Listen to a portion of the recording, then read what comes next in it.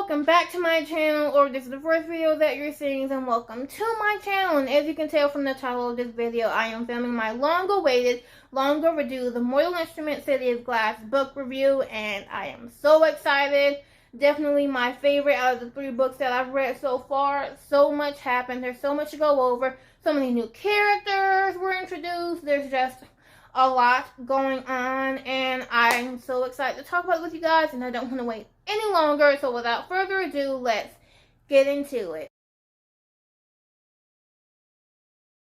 So obviously one of the main things that really stands out about this book is about 95% of it takes place in Idris, the city of shadow hunters. That's where they come from. So the book taking place in Idris, we got to learn a lot more about the shadow hunters, and we got to see how they operate and how they do things. So I like that in this book we got more of a in-depth background about what it means to be a shadow hunter, what that entails, and I overall just love getting to the way that they described Idris and Alicante, the capital of Idris, and how just I feel like the writer did a really great job describing the city. And I don't know, it definitely fit into what my idea of what Idris would look like. So I was really happy to see that there's a great description of the city, and also getting to understand how everything happens, like the hierarchy with the consul and the inquisitor and stuff. And yeah, overall just really loved it. So I want to go ahead and get that out of the way. With Idris being the birthplace of shadow hunters, and with the book taking place in Idris, we got to see a lot more about the lineage of shadow hunters and the shadow hunter families that have been around for the longest time, and we got to see more about their legacy and lineage and how all that works in the shadow world. So that was really exciting to see.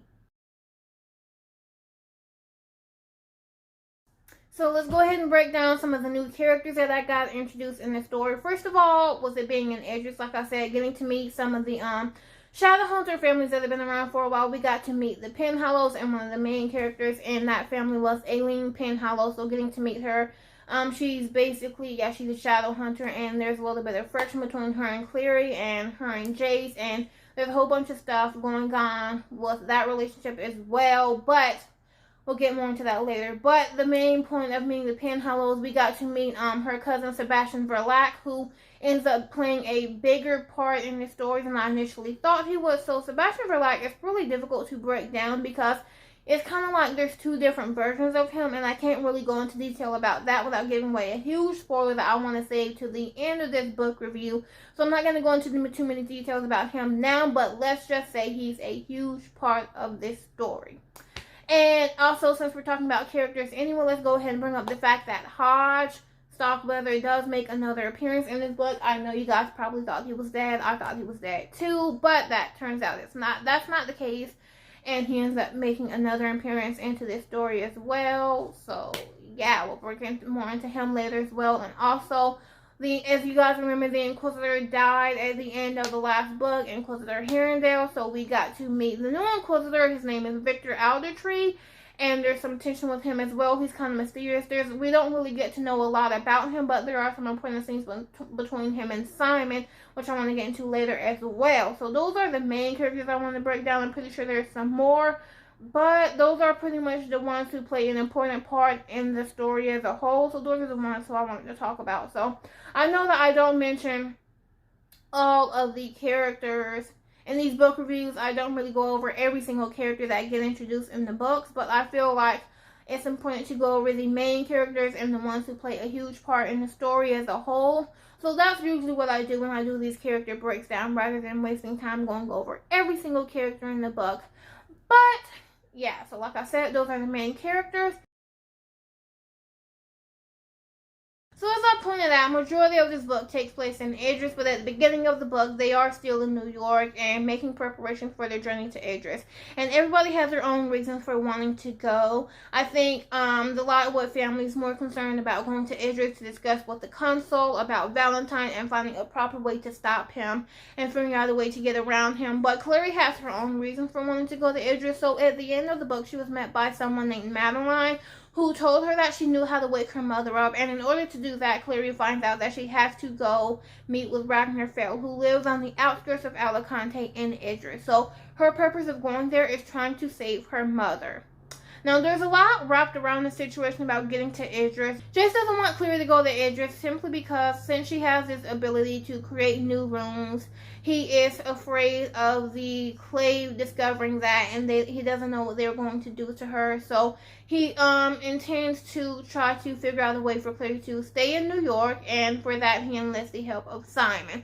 So on the day that they're planning to leave for Idris, Clary thinks they're leaving later that night, but they're actually leaving early in the morning. And Jace calls a meeting with Simon, and when Simon shows up, Jace pretty much tells him the plan to stop Clary from coming to Idris with them. But in the middle of their conversation, they end up being attacked by a Forsaken, and in only way for them to save Simon's life, because he gets badly injured, they have to portal him to Idris as well. And there's this no downworlder rule in Idris. Well, if you're a downworlder, you can go to Idris, just not without permission from the Clave, and they have to take Simon to Idris without permission in order to save his life. Clary obviously finds out about Jace's plan all along, because when she comes to the Institute to travel with the Lightbloods to Idris, she discovers that they've gone without her, and Luke tries to comfort her. Luke and Magnus try to comfort Clary about how she feels let down because she lost the only opportunity to save her mother, and she, in typical Clary fashion, does not listen to what Luke and Magnus are saying, and ends up creating a portal by herself because she can't create new rooms, remember? So she creates the portal by herself, and Luke, in an effort to try to save her life, ends up going through the portal with her. I want to talk about the scene where Aldertree tricks Alec and kidnaps and interrogates Simon. I thought it was really interesting how this entire scene plays out. It really gives you a look into how much distrust the Clave have for downworlders, because Aldertree automatically assumes that Simon is working with Valentine, and that Valentine is using Simon as a spy in Idris to figure out what the Clave's next move is, so Valentine can plan his next attack. And Aldertree assumes this based off of nothing other than the fact that Simon is a downworlder. Now, it might also have something to do with Simon being a friend of Clary, and Clary being Valentine's daughter, because obviously they're not going to trust her as well. But what stuck out to me most about this scene was the fact that it really shows you how the Clave feels about downworlders in general. And so that creates a lot of conflict about what happens later on in the book with the Alliance Throne and Clary trying to fight Valentine. In order for that to happen, the Clave and the downworlders have to create a way to trust each other, and it's really difficult for that to happen, and this scene was the beginning of why that was so difficult. So that's what really stood out to me about this scene, and it really amazes me how just the type of person that Aldertree is. We'll say this though, when I first met Aldertree, I immediately thought that he was working for Valentine, because they did talk about spies being in the Clave and Idris, so I automatically thought that Aldertree was one of Valentine's spies, and I was wrong. He wasn't a spy. But it was interesting nonetheless, because like the way he is and his prejudice against downworlders. So like that has to do with why I felt the way I was. I mean, I was wrong, but whatever. So when Simon gets kidnapped by Aldertree, they stick him in a cell overnight and plan to question him more the next day. But when he gets put into his cell, he has this next door neighbor who, and there's a lot, they get to know each other. He says his name is Samuel, and they get to know each other. Samuel's a little standoffish, has a lot against Simon being a downworlder, but Simon does find out more information about him, and he sort of alludes to his past with the Circle and the Clave, and he sort of alludes to how him being stuck down there, he ends up deserving what he got. And there's just, you don't really understand why he's being the way he is. There's a bunch of mystery about him.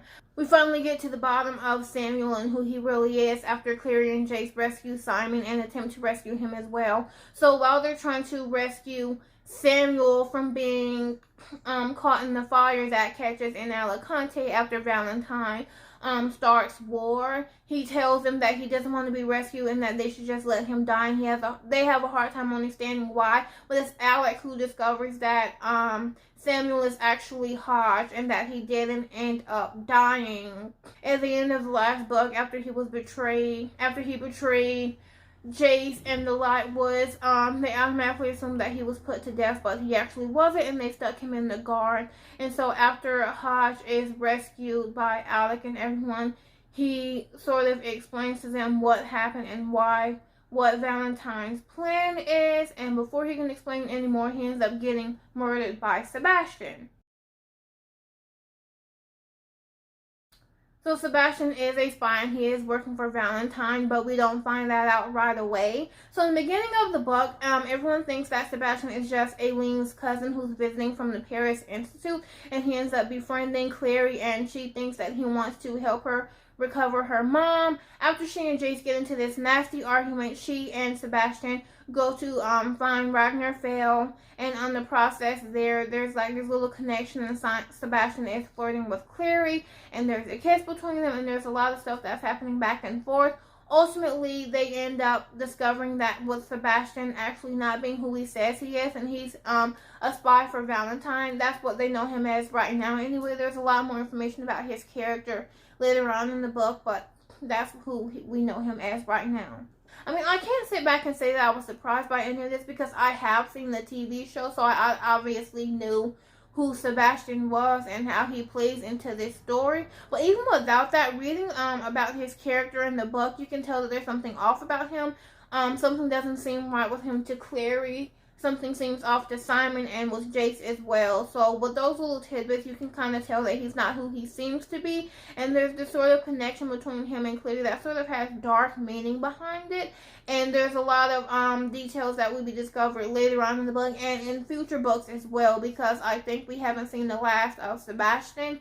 So I'm really interested to figure out how he will tie into the stories further on in the future, because there is a lot of blood between him and Clary and Jace as well. Obviously, later on in the story, once they discover that Sebastian is more than just a spy for Valentine, he's actually Clary's real brother, and that Jace isn't. Obviously, there's a lot of more details that we need about that particular part of the story, but it's more complicated than that. With Sebastian being Clary's brother, obviously there's a lot more information to be gathered in future books as well, but it's kind of a difficult situation because Sebastian is Clary's brother, but he's kind of not. So Clary's real brother, Jonathan Morgenstern, has taken over the form of Sebastian. So like the Sebastian Verlac that they all thought they knew, he does exist, but Jonathan has taken over the form of Sebastian. So it's not like he's possessed or anything. It's literally one person changing their appearance to the form of someone else. So we're interested to see what has happened to the real Sebastian. We're pretty sure he's dead. I mean, it hasn't been confirmed or denied in the books yet, but come on.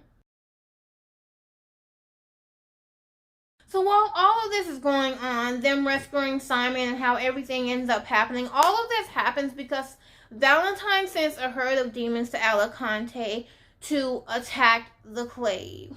And there's a lot of consequences of this. One of the main ones being Max Lightwood ends up dying. Like, it's kind of a sad moment, but I know that with Max dying, it does sort of make the Lightwood stronger in a way, because Max dying sort of gives them the motivation to understand why they need to join forces with the Downworlders to stop Valentine and make him pay for everything that he's done. So Max's death, while it's a sad, tragic thing, it does kind of lead to the Lightwoods understanding and fighting against Valentine. It kind of, the sadness makes them stronger in a way. So yeah. As you can tell, I had to change angles because the other way just was not working out for your girl, but roll with me. So let's go ahead and talk about Clary and Jace and how their relationship has progressed throughout this story. So after finding out that they were brother and sisters, their relationship sort of took a fast track into the world of awkward and weird. But throughout this book, you can sort of really see how all that is heightened. You finally get to see really how that has truly affected them now. In this book, we do find out towards the end that they're actually not brother and sister. I'm going to get to that in just a second. After they go to the Wayland Manor to figure out a way to, well, they have to go there in order to do something to bring Clary's mother back. That's not important. But the important thing is, after this scene, they end up confronting each other, and they tell each other how they feel about the situation. And there's just this really moment of them like being open and honest with each other, and they kiss and they roll around a little. But I think the important thing about this that we really get from this scene is we see truly how this whole brother-sister situation has really affected them. But towards the end of the book, we do find out that they're actually not brother and sisters, and we find out what Valentine did with Jace and his biological parents. And after finding out that they're not related, in the epilogue, they do finally get together. So, so excited for them. I'm so excited for myself, really, because like during that whole kissing scene, I was feeling really awkward and uncomfortable about the situation. But all is good in the world. Clary and Jace are not brother and sister, and now they can be together without any problems whatsoever. With everything is just going to be smooth sailing from this point on. So, yay! I'm so sorry. I know it's probably going to be awkward for the rest of this video because I'm going to be chewing gum, but I have not been feeling well, and I don't know if you can tell throughout this video, but like my energy's just been down lately. I have been feeling sick, and so I have to chew some gum to give me the energy to finish out this video. So, yeah. So I want to talk about Malik. Before we get into that specifically, though, I want to just say this really quick. This is a really popular book series, and it is extremely liked by so many people all across the world. It's been translated in so many different languages. I'm not really sure of a lot of the statistics, but I do know that it's a very popular book, and one of the main reasons is the fact that it's so representative of the LGBTQ community, and that is something that has not happened in a lot of books, or at least to this extent. And I feel like Malik is a great representation of this book, and I feel like Malik is a great representation of what love can be and what love is meant to be. And I really, really love how they allowed Alec to come out to his family in this book. They did a really great job of that in the TV show as well. So I'll try to leave a link to the clip of Alec coming out on Shadowhunters. I'll try to leave a clip to that in the description box. But what I really love about this story in particular is that at the beginning of the book, Magnus and Alec, the relationship between them had sort of hit a standstill because Alec had been denying who he was and denying his relationship with Magnus. And because of that, Magnus sort of stepped back from his relationship with Alec. And he had sort of decided that if Alec isn't going to acknowledge them being in a relationship, then he was not going to be in a relationship, period. And that sort of spoke volumes about how Magnus is so 100% proud of who he is not ashamed of what he wants. It's just a really powerful message. But anyway, one of my favorite parts of this book was when Alec finally decided to openly address his relationship with Magnus in front of the entire clade. So after the alliance rune had been discovered, when everybody choosing partners, Alec decides to acknowledge his relationship by kissing Magnus in front of everyone, in front of his family, in front of his friends, in front of the clave, in front of everyone he grew up with. He kissed Magnus in front of all of them. And when I tell you, it had me in tears. So obviously, having seen the TV show, I knew how they chose to go about Alex coming out, but I did not know that they did that in the book as well. They decided to make his coming out into a beautiful thing to be celebrated, and I feel like in a lot of situations, usually when people in the LGBTQ community come out, it's not usually celebrated as such. It's usually sort of a scary moment of not knowing who's going to accept you and whether your family's going to love you or not. And so I feel like most of the time it's usually done.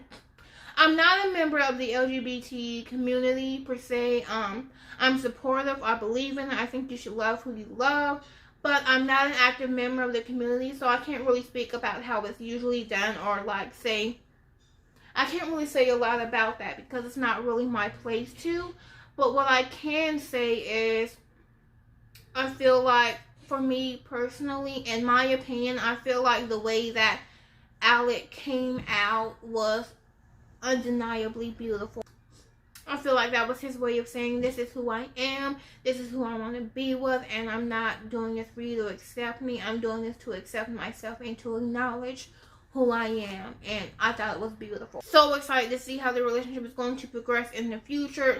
I mean, obviously there's still obstacles ahead of them with Sebastian being on the loose and not really, I mean, their fight's not over, and so there's a lot of stuff to focus on other than just them being together. But I really liked how they paid homage to the LGBT community and gave them this win. And with Alex coming out, I just thought it was beautifully done.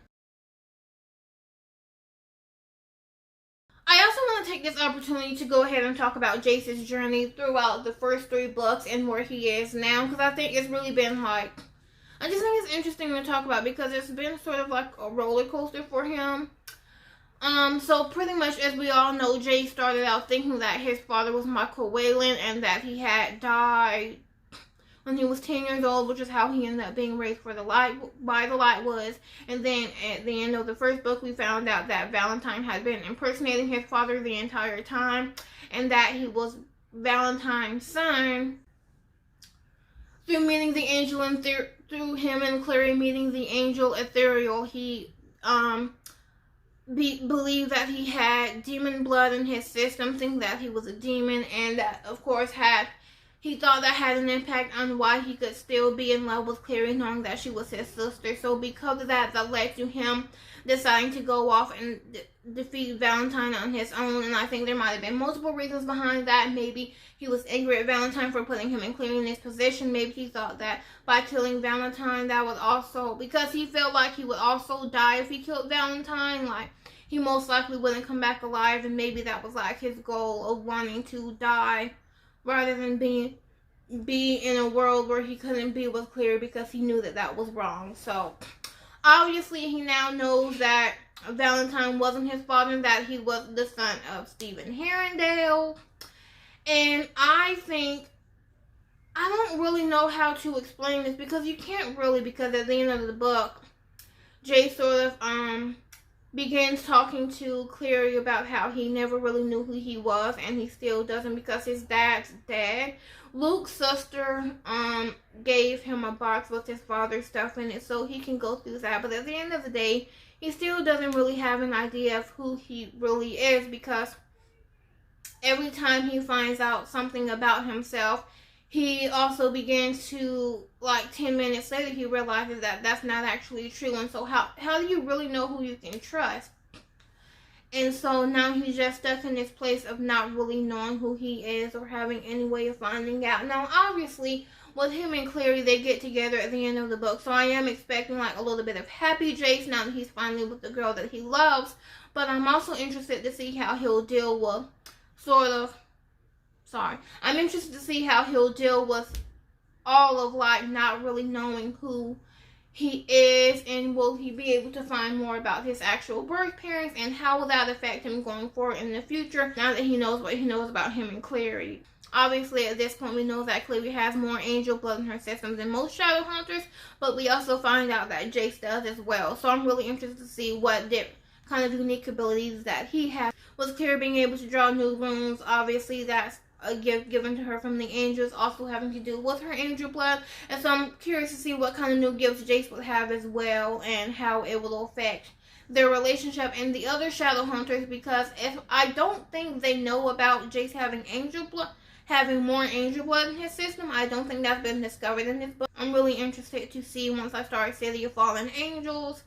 I'm pretty sure that's the title of the next one. Once I start that book, I'm really interested to see what sort of new abilities he'll discover and what sort of new abilities Clary will discover as well, and how that'll affect everyone going on forward, and how everyone will react to Jace realizing that he has extra angel blood in his system. I want to take this opportunity to talk about the Alliance rune at the end of the story. So after Valentine gives the ultimatum to either join him or he will kill everyone by bringing on a raid of demons, the Clave is very close to submitting to Valentine and falling under his role. But at the very last minute, Clary saves the day by telling them that she can create an Alliance rune that will allow Shadow Hunters and Downworlders to combine abilities and combine blood, and so that they can work together to defeat Valentine and his army. The Clave at first were a little hesitant about this because it's not really in their nature to work with Downworlders, and because of that, it's kind of like, should we go through with this, should we not? Ultimately, they do end up going along with it, and the Shadow Hunters and the Downworlders, they fight together to defeat Valentine's army. I thought that was a very unique way to go with this story, having Shadow Hunters and Downworlders work together, because they kind of like, they're not exactly like full-blown enemies, but there's always been that divide between them since the beginning of Shadow Hunters and Downworlders came to exist. So since there's been that divide between them, I thought it was really interesting and unique that now they're working together to stop a common enemy, and how they kind of have to mingle their strengths, and how it brought certain people together, and I was really interested in that. So I don't really have much to say about that other than the fact that I thought it was a unique way to go with the story, and I'm really looking forward to seeing what the outcome of that situation was now that the Shadow Hunters and the Downworlders have gotten a taste of what it's like to work together and join teams. I'm curious to see if there will be any future events that will cause them to have to do that again. So, fingers crossed.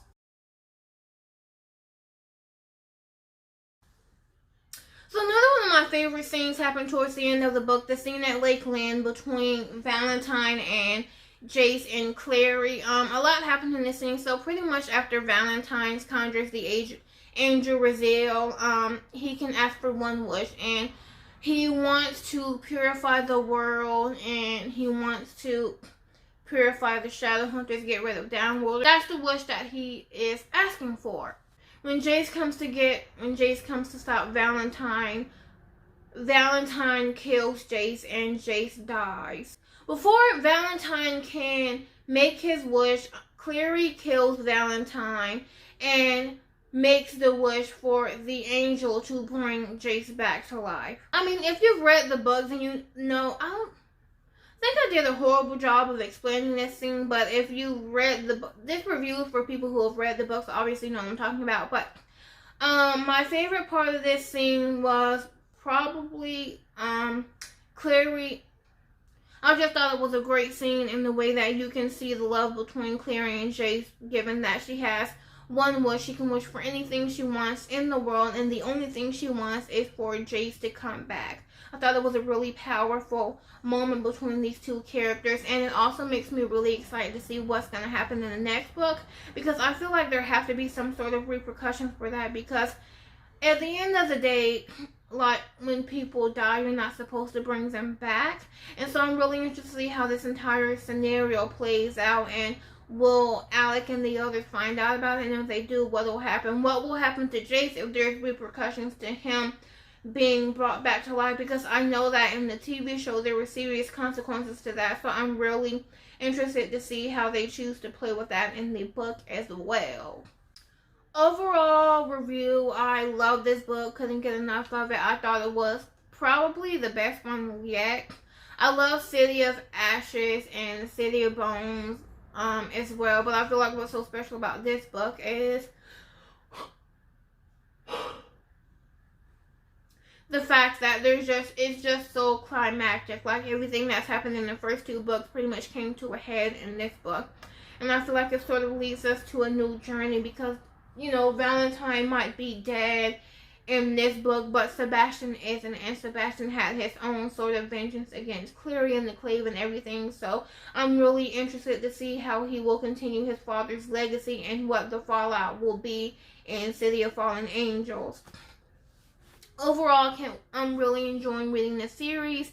Can't wait to finish the entire series, and at the end of when I finish all the books, I'll probably do like, so the last book is Heavenly Fire, so I'll do a review for Heavenly Fire, and then I'll probably do another review for the overall book series and what I thought of everything as a whole.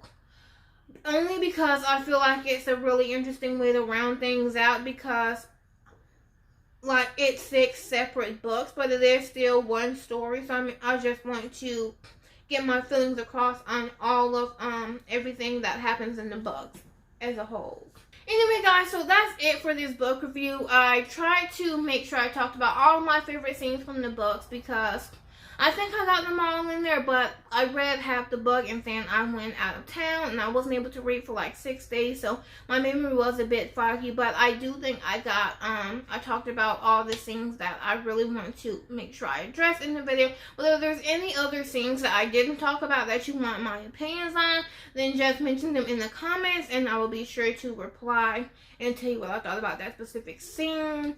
But other than that, that's pretty much it for this book review. I enjoyed the book. I thought it was great. I'm so excited for City of Fallen Angels and the other 2 books as well. And the book review for Fallen Angels will be coming out on July 31st. So make sure you stay tuned for that as well. And also, you will find the links to the first 2 book reviews in the description box. So I did City of Bones and then City of Ashes, so you can click on the links to that in the description box as well. Also, if you enjoyed these book reviews, I do make other videos on this channel as well, so please be sure to subscribe, because I post videos every single Monday and Friday, and these book reviews, they come out every other Wednesday. So there won't be a book review next Wednesday, but there will be one on the 31st.